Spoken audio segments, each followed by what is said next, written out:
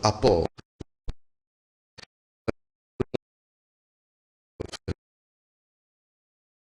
et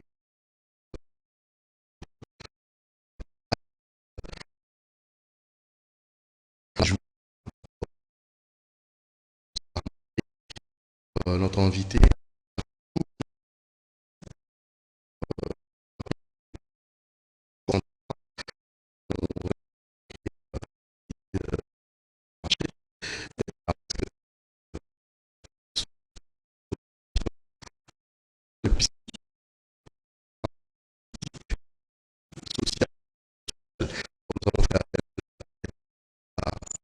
Mou Biaye, notre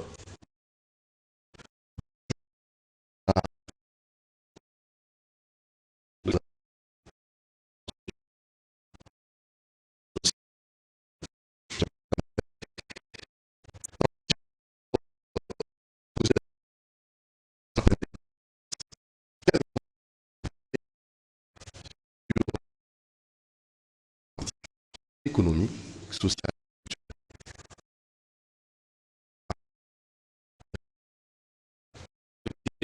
Ce sont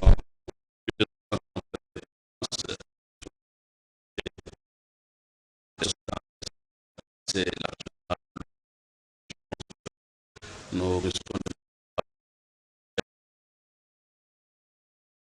de peut retenir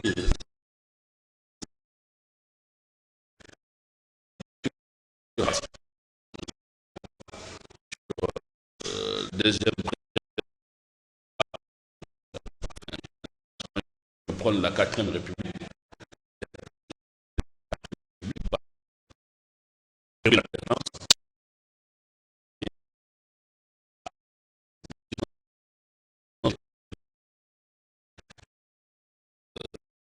Depuis l'arrivée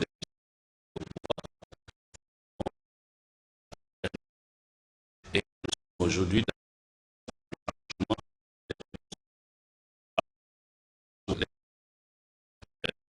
vous avez cité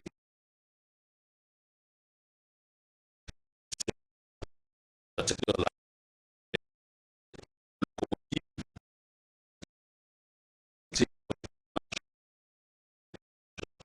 et donc le problème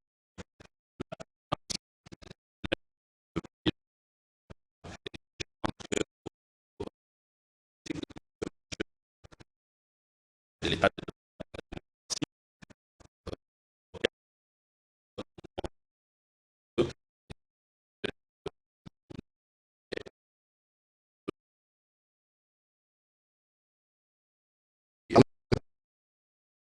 Vous venez d'évoquer, cette démocratie, est-ce que nous matérialisons cela? La population, sur tout le plan, et surtout, vous savez, l'état de droit, il y a ces personnes qui pensent que c'est pour une catégorie de personnes, la population n'en bénéficie pas. Qu'en dites-vous? Bon, il faut d'abord définir ce qu'il faut entendre par état de droit. C'est quoi l'état de droit, M. Oscar Moubiaye? L'état de droit, c'est un état où les gouvernants, donc les dirigeants, comme les dirigés, ce que vous appelez population, tout le monde, n'est-ce pas, reste soumis à la loi. Donc l'état de droit est essentiellement caractérisé par la soumission au droit par le dirigeant comme les dirigés. Et donc aujourd'hui, on vous parle de l'IGF. Si vous êtes sur la rue, tout le monde dit IGF. Ça voudrait dire quoi? Ça voudrait dire qu'il y a un retour de la loi et il y a une lutte contre l'impunité et que l'on ne peut plus se permettre de confondre sa poche, n'est-ce pas, de confondre la caisse de l'État et sa poche. Ça a salué, ça c'est un retour, mais maintenant il faut amplifier le mouvement. Je suis de ceux-là qui pensent que avoir l'IGF, ça ne suffit pas. Il faut créer aussi ce que l'on appelle parquet financier. Parce que vous ne pouvez pas... L'IGF, c'est quoi? L'IGF, c'est une brigade financière. L'IGF, c'est la police. Vous ne pouvez pas avoir la police qui agit, qui est spécialisée, mais qui est placée sous contrôle d'un parquet non spécialisé. Donc là, je crois qu'il est temps que l'on puisse aller très rapidement vers le parquet financier. Voilà ce que je peux vous en dire par rapport au retour de l'état de droit, et qu'aujourd'hui, en dehors de tout cela, il y a la liberté d'expression. Je suis là devant vous, je peux critiquer ce que je pense critiquable. Je oui, peux applaudir. Vous dites qu'il y a la liberté d'expression, oui, c'est bien, mais il y a aussi d'autres citoyens congolais qui sont incarcérés parce qu'ils ont donné comme ça leur prise de position dans un certain domaine et ils se retrouvent à Makala. Alors vous pensez que la liberté d'expression, on doit nécessairement faire une sorte de sélection? Non, non, je ne pense pas qu'il y a une sorte de sélection. Maintenant, après les cas de ceux qui sont à Makala, je ne le connais pas. Est-ce qu'ils sont forcément à Makala parce que ils ont eu, pour raison de liberté d'opinion, ou parce qu'ils ont commis des infractions dites du droit commun? Je ne pense qu'il ne faudra pas que l'on puisse nier l'évidence. L'évidence, c'est que dans ces pays aujourd'hui, tout le monde est libre de s'exprimer sans qu'il ne soit inquiété. Hier, ce n'était pas possible. Si vous demandez, parce qu'on dit, si vous voulez mesurer la température d'un État démocratique, il faut interroger le régime des libertés publiques. Et le régime des libertés publiques, aujourd'hui, quand vous allez sur la rue, je crois que peu connaissent qui est l'administrateur général de l'ANER aujourd'hui n'est pas connu. Hein? Tout le monde ne connaît pas. Les Kalev d'aujourd'hui n'est pas connu. Donc voilà. Ça, c'est vraiment un point. Ça sont des indices qui démontrent que nous sommes dans un état où il y a la liberté d'expression, parce que hier, Kalev était connu. Pourquoi? Parce qu'il y avait la répression. Hier, vous aviez des cachots, des cellules de répression par rapport à la liberté d'opinion. Mais aujourd'hui, je crois que toutes ces cellules-là, des tortures, je pense que ça a été fermé et que aujourd'hui, chacun est libre de s'exprimer sans crainte. C'est ça la démocratie, être libre de s'exprimer sans crainte, être libre de critiquer, mais il ne faut pas faire maintenant une critique vaine. La critique, vous avez dit que qu'est-ce que nous pouvons faire pour développer notre pays. C'est pour ça que j'ai admis votre invitation. Génie Congo. Génie Congo. Je n'espère pas que je suis génie, mais je comprends que le génie, c'est dans le sens de créativité d'esprit pour, n'est-ce pas, booster, trouver des solutions. Impulser, oui. Voilà, pour comment apporter des solutions à une société. Le génie ne veut pas dire les gens là qui se croient savants, des professeurs, comme j'entends dans ce pays où on n'a que des savants. Et on a trop de savants, comme Mayenne disait, pays de professeurs, mais trop de savants, mais peu d'avancer. Mais 60 ans après, la plupart sont aussi occupent des postes dans notre pays sur le plan politique. Oui. Les savants, les éminents professeurs que vous venez d'évoquer. Mais nous ne sentons pas vraiment un changement. Surtout leur, je sais pas, les côtés managériels pour changer un peu la donne. Ben, c'est ce que je suis en train de vous dire.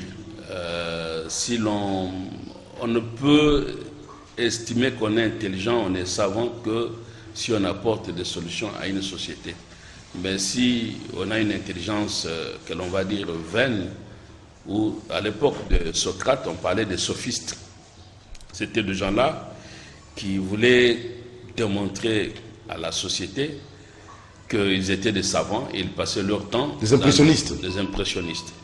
Vous allez constater que dans notre pays, on a besoin de titres et que être appelé docteur, c'est devenu une passion parce qu'au-delà d'être ministre, l'on voudrait que l'on soit ministre-professeur, ministre-docteur. Et vous allez voir qu'il y a vague de politiciens qui cherchent, n'est-ce pas, à aller présenter leur thèse, ou d'ailleurs le jury les acclament au lieu de les interroger. Alors, donc tout ça, c'est quoi? On est à la recherche de pouvoir se sentir supérieur parmi les siens, se sentir d'une autre classe sociale, alors qu'on doit lutter contre cette tension forte. Quand je dis tension, c'est cette distorsion entre la classe moyenne et cette classe qui se dit supérieure. Il y a un philosophe qui disait qu'il y a de la honte à être seul riche parmi les pauvres. Et nous avons une petite poignée de riches dans notre pays et nous avons plein de pauvres. Il faut se battre pour qu'on puisse aplanir cette différence-là. Voilà, Monsieur Oscar, Maître Oscar Moubiaï, voilà, nous évoluons, vous savez, c'est les côtés politiques que nous abordons avec vous. Le secteur politique, vous venez là de nous démontrer noir sur blanc que l'état de droit est déjà d'application, la locomotive est déjà en marche, ça c'est bien bon, mais seulement l'entérinement de Denis Kandima, ça divise. Êtes-vous sûr et certain qu'il y a aussi la constitutionnalité et l'acte de cet entérinement respecte notre constitution? Non, ben écoutez, sans être professeur, ni encore moins, sans prendre moins de risques d'être qualifié de tambourinaire, comme on le dit ici, ou turféraire, je suis de ceux qui pensent que l'entérinement de Kadima, à bien point de vue, est entaché de beaucoup d'irrégularités. Donc, en conséquence, si c'est ça qu'il faut appeler anticonstitutionnel, c'est anticonstitutionnel. Anticonstitutionnel à double niveau. Bon, Kadima, vous savez que la loi organique sur le fonctionnement de la CENI confie aux confessions religieuses une mission de désigner 2 membres, parmi lesquels le président de la CENI, dont aujourd'hui M. Kadima, qui a été entériné. Et dans la confession religieuse, il y a une plateforme dite plateforme de confession religieuse, qui sont à 8. Bon, il est répandu dans la société que Kadima aurait été désigné par les 6. Et comme tout le monde dit démocratie, l'on croit que la démocratie, c'est la loi de la majorité, oui. Ça, c'est ce qui est admis, c'est la loi de la majorité, mais on oublie que la démocratie, c'est aussi la protection de la minorité. Alors, pour que la majorité et minorité, tout le monde soit protégé, qu'est-ce qui protège? Seule la loi protège. Et donc, il faut qu'il y ait respect de loi. Et quand vous prenez la charte des confessions religieuses, celle-ci a été violée totalement en ses articles 16, 17 et 18. Qu'est dit l'article 16 de la confession, de la plateforme de confession religieuse? Cette plateforme de confession religieuse doit être convoquée pour des plénières, que ce soit ordinaire ou extraordinaire, par son président. En l'espèce, c'est le président, c'est Monseigneur Otembi, qui est président des plateformes de confession religieuse. Mais vous avez appris que ce n'était pas lui qui avait convoqué, mais plutôt les 6 confessions religieuses. Et là, nos savants viennent devant vous, mais au lieu de pouvoir se comporter en scientifique, ils se comportent beaucoup plus en combattant ou en partisan, parce qu'ils taisent la vérité. On va vous dire quoi? On va vous dire que on va vous dire que la plateforme est convoquée non seulement par le président, mais aussi par son vice-président, et s'il n'y a pas vice-président, par la majorité. Et donc, la majorité a convoqué, et donc on a respecté la loi. Pourtant, on oublie de souligner que pour que la majorité puisse convoquer, comme ça a été le cas pour Kadima, il faudra que le président soit empêché. Et là, il saute cette incise, et aujourd'hui, personne des 6 confessions religieuses ou des députés ou l'Assemblée nationale qui défend ou qui a entériné ce PV de 6 confessions religieuses ne peut apporter la preuve de l'empêchement de l'évêque Otembi. Première considération. Deuxième considération, à l'article 17, l'on dit que en cas de non-consensus, on passe au vote. Très bien. On viendra vous dire que non, il n'y a pas eu consensus C'est pour ça qu'on est passé au vote. Très bien. Si l'on est passé au vote, que signifie le vote? Ça signifie qu'il y a plusieurs candidats pour qu'il y ait vote. Mais il est de notoriété publique que l'on n'a vu personne aujourd'hui qui a été concurrent de M. Kadima au vote. On ne peut pas voter, on ne peut pas passer au vote avec un seul candidat. La réalité des choses, c'est qu'il y a d'autres candidats, notamment M. Paul Sapou par exemple, a vu sa candidature retenue délibérément par les six confessions religieuses. Voilà. Alors, M. Oscar, nous vous rappelons, vous suivez Génie Congo. Nous recevrons pour vous Maître Oscar Mobiaï avec notre génie du jour.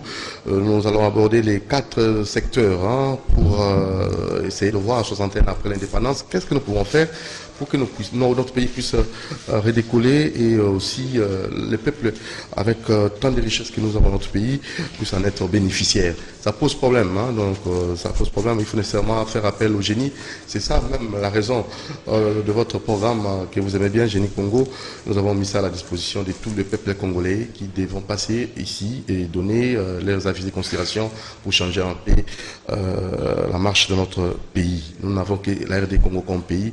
Nous ne pouvons pas nous comporter comme des étrangers. Il faut nécessairement, ensemble, puissions travailler pour changer les choses. Alors, M. Mobiaï, vous pensez que l'entérinement de M. Denis Kadima, excusez-moi, est inconstitutionnel? Pas seulement je le pense, mais je le prouve. Mais maintenant, il y a ceux qui viendront vous dire que ce n'est pas le cas, mais ils vont affirmer sans prouver. Donc, j'étais en train de vous dire que je mets quiconque à défi de nous dire qui a été le candidat malheureux au vote passé par les 6 confessions religieuses en faveur de M. Kadima. Mais outre cela, la même charte à son article 17 dit également que, en cas de vote, ce vote doit être transparent et il faut qu'il y ait d'observateurs qui ne votent pas mais qui doivent être là pour garantir la transparence du vote. Je mets quiconque à défi de venir nous dire qu'il a été observateur au vote de M. Kadima. Mais plus grave encore, et ce qui est plus essentiel par rapport à la charte, il y a l'article 18 de cette charte qui veut que seul le président de la plateforme soit celui qui engage celui-ci vis-à-vis des tiers. Mais c'est sur cette d'ailleurs raison essentielle que le président de la République, avec raison, avait refusé de prendre l'ordonnance pour l'investiture de M. Malonda. Donc, le PV qui a été entériné par l'Assemblée nationale n'avait pas été transmis au bureau de l'Assemblée nationale par son président qui est évêque Otembi. Ça, c'est par rapport à la plateforme. Mais par rapport à l'Assemblée nationale, un seul argument vaut. Vous avez le règlement d'ordre intérieur de l'Assemblée nationale, à son article 53, qui interdit le cumul de mandats entre le mandat d'une commission permanente et le mandat d'une commission temporaire ou spéciale. Alors, monsieur le professeur Mbata, le célèbre d'entre les professeurs du continent, si l'on en croit en lui-même, celui-ci se retrouve être président de la commission PAJ, qui est une commission permanente, et en même temps, c'est celui qui a présidé la commission spéciale, qui est la commission paritaire. Et donc, il se retrouvait en incompatibilité. Alors, Frau Saoum Yakorum, peut-être la fraude corrompt tout, si la commission qui a examiné et qui a déposé le rapport qui a été entériné, si cette commission est constituée en violation du règlement intérieur de l'Assemblée nationale, lequel règlement a été déclaré conforme par la Cour constitutionnelle sous R11 1891, comme disent les Belges ou les Congolais, mais surtout 1891. Et ça a été déclaré conforme. Alors, voilà, M. Mbata s'est retrouvé en incompatibilité. Alors lui, qu'est-ce qu'il vient vous dire? Il vient vous dire que non, mais écoutez, ce qui est interdit à l'article 53, ce n'est pas le cumul de commissions spécifiques, mais le cumul de commissions spéciales. Alors, à ce moment-là, il faut qu'il nous dise qu'est-ce qu'il entend par commission spécifique et qu'est-ce qu'il entend par commission spéciale. Je souligne que l'article 12 de la loi portant organisation et fonctionnement de la CENI ne parle pas de la commission spécifique, mais parle de la commission paritaire. Donc on peut maintenant démontrer davantage cela si jamais vous avez d'autres préoccupations là-dessus, mais de manière pour ne pas monopoliser la parole, de manière beaucoup plus claire, quand M. Mbata affirme que la commission spéciale est différente de la commission spécifique, là, il fait fausse route, et là, il ne dit pas la vérité alors que c'est un scientifique. Il doit arrêter de se comporter, pas en scientifique, mais plus, bon, où on est politique, où on est scientifique. Quand on est scientifique, comme Galilée, bon, la Terre, elle tourne. On ne va pas commencer à travertir la vérité pour dire, pour satisfaire les religieux en disant que non, la Terre ne tourne pas. Et Galilée accepte d'être pendu pour dire non, écoutez, ce que vous avez dit n'est pas vrai, la vérité est là. Donc, M. Mbata, quand il vous dit que commission spécifique, commission spéciale, cette différence, je crois qu'il échoue à la démontrer.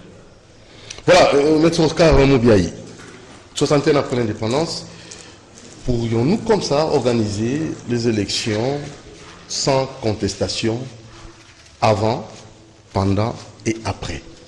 C'est possible, selon vous, en tant que génie du jour? Ben écoutez, bon, écoutez, il faut pas, nous sommes sur terre, hein, nous ne sommes pas au paradis.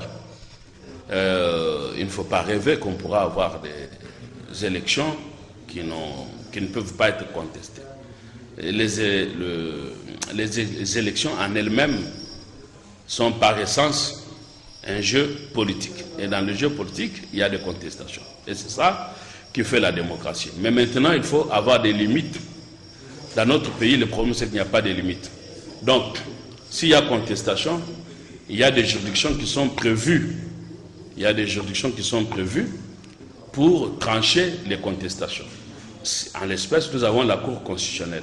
Vous pouvez aller contester, mais quand la Cour constitutionnelle a rendu son arrêt, on ne peut plus continuer à danser, chanter pour dire qu'on est président élu. Non, quand il y a déjà l'arrêt de la Cour, on cesse d'être président élu. Il n'y a qu'un seul président dans un pays. Mais nous sommes un pays curieux où on trouve qu'il y a deux présidents, même si au lieu de s'incliner devant la loi, on continue à s'autoproclamer président. Ça, c'est ça qui, même aux États-Unis, vous avez suivi, Trump avait contesté, mais quand la Cour s'est prononcée, aujourd'hui on n'en parle plus de Trump. Donc voilà un peu par rapport à votre question. Contestation, il y en aura toujours, mais quel type de contestation?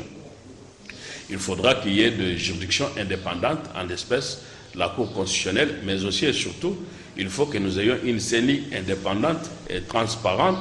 C'est pour cela que nous condamnons ce qui s'est passé avec l'Assemblée nationale qui a intériné, qui a mis en place un bureau dès le départ qui ne répond pas à la loi. Voilà, alors la justice, c'est le point que nous abordons. On va maintenant aborder le volet justice, hein, parce qu'il y a l'IGF qui fait son travail 61 après l'indépendance. Vous pensez que les choses bougent, les lignes bougent? Bon, écoutez, je vous ai dit que les lignes bougent dans la mesure où aujourd'hui la population est en pleine satisfaction par rapport au travail qu'a l'IGF, mais il faut compléter ce travail-là par la création de ce que je vous ai indiqué, le parquet financier. De ce côté-là, je crois que bravo. Alors, tout ça, c'est le capital à mettre à l'actif de Monsieur le Président de la République, qui, dans peu de temps, plus de 2 ans maintenant, on va dire, a su aujourd'hui mettre dans la tête des Congolais qu'il n'y a plus d'impunité, même si tout n'est pas encore totalement parfait, mais au moins c'est le cap qu'il a indiqué que plus jamais un dirigeant ne pourra confondre, n'est-ce pas, la caisse de l'État et sa poche. Ça, c'est ce que nous saluons, un état de droit. Mais attention, il ne faudra pas qu'on puisse venir gaspiller ou gâcher cet acquis nécessaire du président de la République dans son bilan, parce qu'avec Covid, il a eu peu de temps, je pense, à pouvoir se mettre réellement dans toutes les réformes.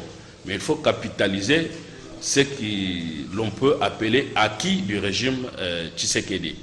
C'est le retour d'un état de droit, mais il ne faut pas venir assombrir ce bilan-là avec des violations comme nous venons de l'assister, comme nous venons d'y assister avec l'entérinement de M. Kadima. Il ne faut pas venir vraiment gâcher tout cet effort-là pour rien par rapport à M. Kadima. Nous pouvons aussi souligner la gratuité de l'enseignement. C'est le volet social. La gratuité de l'enseignement aujourd'hui, c'est quelque chose en marche dans notre pays et que moi j'ai vu dans le pays où j'évolue actuellement en France, l'école est obligatoire à partir de 3 ans et que l'enseignement est gratuit et que eux, ils ont commencé ça depuis 1800. Mais aujourd'hui, nous, 60 ans après, vous m'avez posé la question, personne n'était venu mettre en application ce que d'ailleurs la Constitution dit, qu'il faut qu'il y ait gratuité de l'enseignement. Seul Tshisekedi est venu le faire. Maintenant, ce n'est pas évident avec une population de 60 millions d'habitants, 2 345 km² de superficie. Il n'est pas évident qu'à tout coin de la République, on puisse voir les écoles où les enfants vont gratuitement suivre l'enseignement. Comment y remédier? Comment le cadrer? Comment orienter autrement cela pour vivre l'effectivité de cette gratuité de l'enseignement? Mais je pense que le président a des conseillers et qu'il est bien conseillé. Nous avons un ministre de l'Éducation qui doivent être compétents pour pouvoir se pencher sur la question. Parce qu'il ne faut pas faire comme ce que les Romains appelaient jouer aux délices des capots. Vous savez, c'est quand on a eu une victoire, au lieu de continuer, on s'endort sur l'oreiller. Ok? Non, il ne faut pas s'endormir sur l'oreiller parce que on doit continuer à travailler. Et je pense que pour cela, nous devons... Bon, nous sommes dans un pays où il n'y a pas de statistiques. Bon, on dit gratuité de l'enseignement. Combien d'élèves avons-nous? Il faudra qu'on sache cela. Et combien d'enfants ont l'âge de scolarité? Combien sont revenus? Il semble qu'ils sont revenus massivement. Nous sommes dans un pays où les parents, c'est ça qui est aussi très important, parce que tout se lie. Quand vous avez un enfant, ça voudrait dire que vous avez un parent. Mais le parent a-t-il un emploi? Et si le parent a un emploi, parce qu'il ne suffit pas seulement de dire que l'enfant est à l'école, mais il faut qu'il soit nourri, il faut qu'il ait les transports. Et ce qui veut dire qu'il faut créer aussi l'emploi pour que le parent, c'est ce qu'on appelle communément ici le panier de la ménagère, et ce qu'on appelle ailleurs le pouvoir d'achat. Il faut booster ce pouvoir d'achat. Mais pour revenir essentiellement à votre question qui implique plusieurs facteurs, il faut saluer tout simplement cette volonté d'avoir marqué les premiers pas. Et comme nous sommes dans un pays qui doit aller de l'avant, ce n'est pas, l'enfant n'apprend pas à marcher à la naissance au premier jour. M. Tshisekedi a marqué un pas, peut-être ça peut tituber, l'autre viendra accélérer ce pas-là, et finalement, celui qui viendra plus tard pourra permettre que l'on commence à courir et jusqu'à ce qu'on va atteindre une vitesse de croisière. Mais il faut s'arrêter à seulement critiquer parce que il faut saluer seulement cette gratuité de l'enseignement. Maintenant, comment y arriver pour que finalement cela soit réellement effectif? Écoutez, je pense qu'on n'a pas suffisamment de temps, ou encore moins, je continue à espérer que M. Tshisekedi a beaucoup de conseillers qui peuvent l'aider dans cela, mais j'ai indiqué des pistes. il faudra qu'ils se mettent d'abord au travail, sérieusement, et que l'on ait... le secteur de l'enseignement, c'est un secteur transversal qui implique plusieurs intervenants. Chez nous, quand on parle de secteur enseignement, on parle seulement de l'enseignant. Mais derrière, on oublie la qualité aussi. Qu'il y ait la qualité. Derrière, il faut qu'il y ait des psychologues. Derrière, il faut... Parce qu'il y a des enfants qui sont à l'école qui sont malvoyants. Mais on ne se rend pas compte qu'ils sont malvoyants et comment ils peuvent étudier. Et tous les enfants ne sont pas nés avec les mêmes atouts, avec les mêmes chances. Il faut déceler les handicaps de le bas âge pour les corriger et permettre à ce que les enfants soient compétitifs comme les autres. Pour corriger leur handicap de naissance, il y a des enfants qui sont peut-être malentendants et que ça va se développer à l'âge adulte. Tout ça, ça se lie. Mais malheureusement, chez nous, on isole un secteur, on dit enseignement gratuité, et on vous dit les enfants ne sont pas allés à l'école, on les voit dans des assemblées nationales. Il faut protéger nos enfants, il ne faudra pas qu'à 5-10 ans, on soit dans la rue en train de dire qu'on allait marcher. Ça serait un peu embêtant. Les enfants ne doivent pas se faire les soucis. À la place des parents. Allez, ça définit pour aujourd'hui, M. Oscar Moubiaï. Je crois en un mot.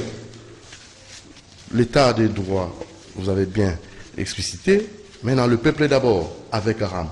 Nous pouvons dire que vraiment, le peuple d'abord a vraiment un sens. Non, mais écoutez, RAM n'a rien à voir avec le peuple d'abord. RAM, je crois qu'à mon avis, il y a eu un véritable souci de communication. Parce que vous avez suivi le ministre, il était incapable, c'est le cas de le dire, il était incapable de définir d'abord ce que c'était RAM. On a parlé de rémunération. Rémunération, un usager ne peut pas rémunérer l'État. Rémunérer, c'est quoi? C'est payer. Est-ce que c'est quand on parle de rémunération, on est dans le secteur privé? Et on ne peut payer que son salarié. Mais comment quelqu'un qui utilise un service va rémunérer l'État? Non, je crois qu'il y a eu un peu une erreur de ce côté-là. Quand on vient vous dire que RAM, c'est un service, oui, quel type de service? Parce que si nous payons, nous devons avoir des contreparties. On va vous dire c'est pour éviter que les téléphones soient volés. Moi, je viens avec mon téléphone, je suis régulier entre l'Europe et le Congo, j'utilise le même téléphone sur 2 ans. Chaque fois que je viens, on me prélève les crédits RAM. Alors, si c'est pour lutter contre le vol des téléphones, j'ai suivi le directeur du cabinet du ministre de Petentique, voilà, quelque chose comme ça. Petentique, oui, c'est compliqué un peu certains ministères dans leur dénomination ici. Alors, le directeur du cabinet, qui est d'ailleurs un confrère que je connais très bien, mais malheureusement, qui vient vous dire à la télévision que c'est pour lutter contre fraude, et comme dans des pays comme... Parce qu'ici, on aime bien dire, comme en France, comme en Belgique, écoutez, alors à ce moment-là, faites ce qui se fait en France. Donc, je vous rappelle qu'en France, il y a au moins 30% d'appareils, des cas de vol, c'est au moins 30% de téléphones mobiles. Donc, même en France, il y a le vol des téléphones mobiles. Mais en France, nous ne payons pas RAM. Je ne connais pas ce qu'on appelle RAM. En France? Non, je ne connais pas. Je n'ai jamais payé RAM, je ne connais pas ça. Et ça vient d'où? Je ne sais pas. Je ne sais pas d'où ça vient. Donc, maintenant, aujourd'hui, il y a nécessité de clarté pour dire que si on prend l'argent d'un citoyen congolais, c'est pour ça que j'ai créé le collectif citoyen congolais, vous m'avez vu dans le procès Kamer par exemple, venir intervenir au nom des citoyens congolais. Et qu'aujourd'hui, j'ai une ONG de la défense des sans-paroles. La défense des sans-paroles. Voilà. Donc il faudra que cette majorité silencieuse, quelque part, trouve un porte-parole, celui qui parle.